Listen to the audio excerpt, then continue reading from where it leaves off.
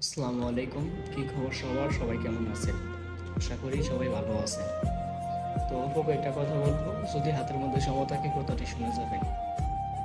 তো আমি আর আমার মামাতো ভাই বিদেশে আসছিলাম। আজ প্রায় আমার 7 মাস হয়ে গেছে, আমার মামাতো ভাই প্রায় 8 মাস।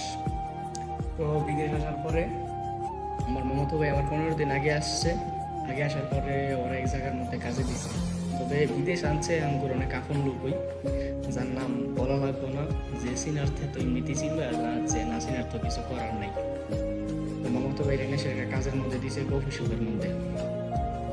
কাজের মধ্যে দেওয়ার পরে ওই জায়গার মধ্যে অনেক কষ্ট, 12 ঘন্টার থেকে 12 ঘন্টা খারাপ দেওয়া লাগে। মানে সবসময় ডিউটি রুখে তো আমাকে একটু অনেক জিরানোর মতন কোনো সুযোগ নেই। তো আমি 15 দিন পরে বিদেশে আসছি, আমি প্রথম রমজানের দিন আসার পরে আমার মামাতো বাইরে কল দিছে। কল দেওয়ার পর আমি আমি আসার 5-6 দিন পরে কল দিছে আর কি।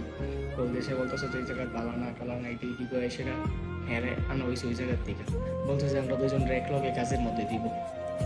ঠিক আছে, এই তো খুশি মনে করেন না যে আমরা দুই ভাই একলগে তখন এক ভাই স্যার এক ভাই দিকে সেটা দিন কাটাই দেন যাবো। ওটা মনে করেন না যে ও আইছে। আসার পরে ভাই আমরা দুজনের এক জায়গার মধ্যে কাজও বাড়াইছি। কাজটা হইলো রিসোর্টের কাজ, মানে ইস্তারা এটা পাহারা টারা অথবা দেখাশোনা করে রাখাটাই আর কি, এসবের কাজ আর কি। তো একজন দালালের কাছে পাঠাইছে, আরেকজনের কাছে, এক দালালে আরেক দালালের কাছে পাঠাইছে। পাঠানোর পরে তো একদিন ওই জায়গার মধ্যে অনেক কষ্ট হইতে থাকছি, কাজ আর হইল না। পরে তো আমরা দুই বাইরে আবার আরেক কানে পাঠাইছি, ওই জায়গার মধ্যে পাঠাইছি, ওই জায়গা তো কাজ হইল না।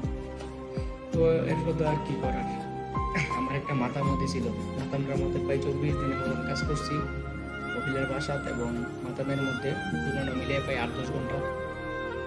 তো এইখানে বলতে কপিলটা খারাপ ছিল, মোটামুটি আমি ভালোই আসছিলাম। তো আমার মামাতো ভাই তো আর কাজ পাইছে না, আমরা দুজন তো আর একলগে কাজটা পাইলাম না। তো ওই জায়গার মধ্যে তো মনে করেন যে কাজ অনেক কষ্টের, সারাদিন রোদের মধ্যে ছাদের উপরে থাকা লাগতো। পর্দা আমার একটা লোক আছিল, আমি ওনার সাথে যোগাযোগ করলাম। যোগাযোগ করে আমি চলে এলাম প্রথমে রিয়াতে। রিয়াদ থেকে একটা অফিসের মাধ্যমে আইলাম আবাহা। বর্তমানে সেলুনে কাজ করি, যেহেতু সেলুনে কাজ করি কইতে স্বর্ণ নাই। তারপর তো মনে করেন না যে আমার মামাতো ভাই, আমি আজকে পাই 7 মাস, আমার কাজের প্রায় 5 মাসের মতন হয়ে গেছে। তো আমার মামাতো ভাই 8 মাস হয়ে গেছে। দালাল্লা দেখেন কিরকম, আমার মামাতো ভাই আমার কাজ দিয়েছেন আজকে 8 মাস। চিনি কি কইতাম ভাই, বলার মতন ভাষা নাই। এসব কথা কইতে গেলে ভাই সে কথা পানি চিনি। মামাতো ভাইটা ভাই অন্য কাম কাজ পাইছে।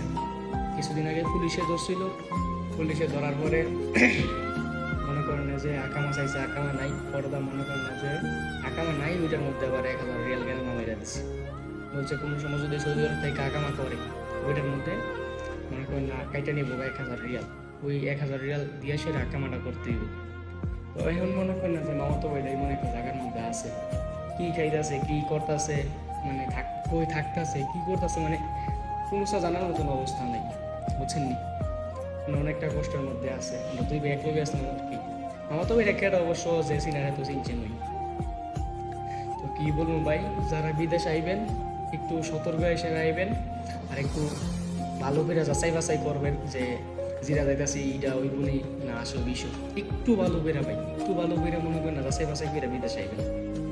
আমি তো ভাই বিদেশ আসার আগে আল্লাহ আল্লাহ, বিদেশ আওয়ার পরে করবেন ভাই নাউজুবিল্লাহ, বুঝছেন নি। আমরা ভাই বিদেশ আওয়ার আগে অনেক নাচছি, ঠিক আছে, যে বিদেশ জামুগা বিদেশ জামুগা, সব বন্ধু বান্ধবরে কইছি, সবাই মিলে অনেক আনন্দ ফুর্তি করছি। কিন্তু ভাই বিদেশ আসার পরে যেন জীবনটা এরকম হয়ে যাবো গা, জীবন কল্পনা ভাই করছি না, ঠিক আছে। এই একটা ড্রেস ভাই নিম্নিচ্ছ 1 সপ্তাহ করে থাকা লাগে, একটা ড্রেস 1 সপ্তাহ, কিছু করার নাই ভাই, এটা হলো বিদেশ। আমারটা যেমন তেমন, কিন্তু মামাতো বাইরিয়াটা পাবো তো আমার ইয়ে হয়ে যাক, একবার অবাক হয়ে যায়। 8 মাস ধরে বাড়ির মধ্যে অনুরোধ একটা টিয়া দিছে না। আমি তো যাক আলহামদুলিল্লাহ বাড়ির মধ্যে কিছু টিয়া দিছি, আলহামদুলিল্লাহ। কিন্তু মামাতো ভাইটা অন্য একটা টিয়া দিছে না, চিনি ভাই।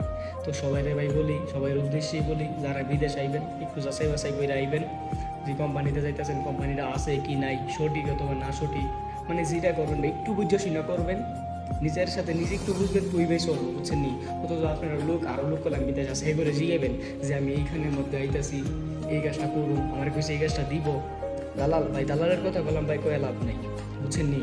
এরা কইব বিদেশ বাংলাদেশে থাকতে কইব একটা, আর না সেটা করবো আরেকটা। মানে দালালরা ভাই এমনভাবে কথা কইব, এমনভাবে হেরা কথা কইব, আপনার মন ভাই একবারে তুলার মতন গম হয়ে যাবো গা, বুঝছেন নি? আর আনার পর আছে না হ্যাঁ এমন ভাবে কথা কইব ভাই পাত্তরের মতন আপনার মনটা শক্ত হয়ে যাবে, বুঝছেন নি? তো ভাই সবশেষে একটা কথাই কই, যে বিদেশ আইবেন একটু ভাই ভালো চাষাই বাছাই করে আইবেন। আপনার কাছে আমার এতটুকুই কথা, এর চেয়ে বেশি কিছু বলতে চাই না। তো আল্লাহ হাফেজ, সবাই ভালো থাকবেন।